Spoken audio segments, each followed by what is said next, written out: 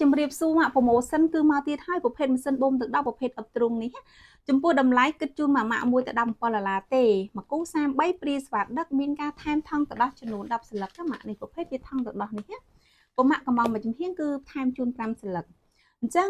ចំណុចពិសេសរបស់ម៉ាស៊ីនវានេះគឺនេះប្រភេទជាក្បាលស៊ីលីកូតទន់មែនតើមកជុំហ្មងម៉ាក់នេះស៊ីលីកូតមកជុំហើយគ្រឿងបន្លាស់វាគឺតិចបំផុតចំណុះវាគឺ180 ml ស្មើនឹង6លេចឹងម៉ាក់ចំពោះម៉ាស៊ីននេះដែរកម្រិតវាមានទៅដល់12កម្រិត3មុខងារអញ្ចឹងបងធ្វើតេស្តសលេងជូនណាម៉ាក់សលេងគឺស្ងាត់មែនតើមិនរំខានដល់ baby ទេនេះសលេងគឺស្ងាត់ណាស់ម៉ាក់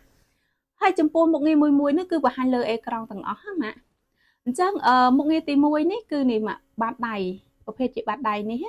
បាតដៃម៉ាសាមុខងារទី2គឺបូមមុខងារទី3គឺជួយរំញួយកពិញទឹកដោះនេះអញ្ចឹង